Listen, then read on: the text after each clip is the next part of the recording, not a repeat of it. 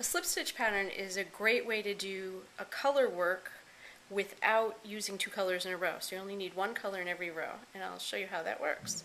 With this color pattern, you knit 3, and then you slip 1. You put the needle in purlwise as if you were purling, and you hold the yarn in back when the right side's facing you like this on the first row. And then, so you slip this one and you get to knit 3 again. You repeat that across the row. Slip 1, yarn in back, knit, knit, knit. The needle in purlwise, slip it over, knit, knit, knit. Now it is kind of important to keep these loose. Like, if don't bunch them all up on your needle, everything will be a little tight behind that slip stitch. So it's kind of nice to keep these all splayed out. Knit, knit, knit, slip, knit, knit, slip, knit, knit, knit. And turn it over, and the wrong side row mirrors the right side row perfectly in this case. It's very easy. So we purl 3 in the same color, of course. And now this one you slip again purlwise, but the yarn is in front, which means in front of your work, not to the front of the garment. It's not that tricky, but in front of your work like this. And purl 3. Slip 1, keep this loose.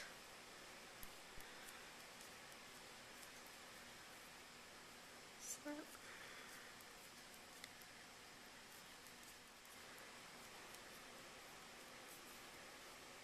Okay, now we're going to do the same thing but have it offset a little, and that will bring like this lengthened bit up here, except in the blue.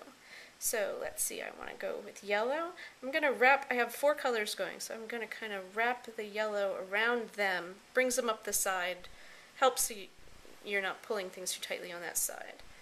Okay, so on this row you knit 1, slip 1, 1, 2, 3.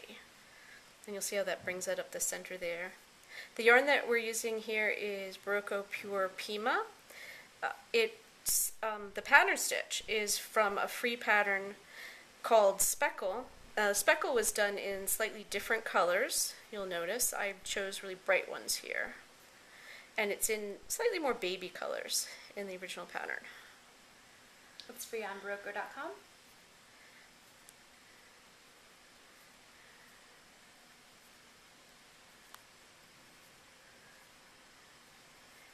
And again, on the wrong side row, you're going to echo what you've done here. So if you worked it on the row before, you work it now, and if you slipped it, you slip it. Go back. And how can you tell the difference between the slip stitches and the work stitches? Well, the work stitches match the color in your hand, and the slip stitches are the opposite color. So that's an easy way to remember. But you're never working with 2 colors, right? Never. Even though it looks complicated and there are 4 colors in the whole piece, you're only working with 1 color at a time. Okay, so now you have to work a couple of plain rows. We're going to switch to the green. And again, let's kind of wrap what I can around it. And start in with the green.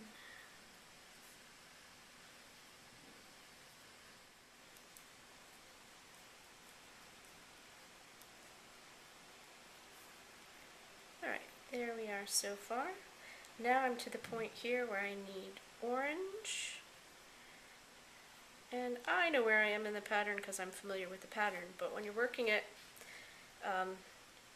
make sure you're in the right place in the written instructions, and you'll be all set. So I'm going to knit 1, slip 1, knit, knit, knit, slip 1, and from now on it really goes along the same as how I did the yellow and the blue, and you keep doing that and you get this color pattern. Afterwards, a little steam, and it'll be beautiful.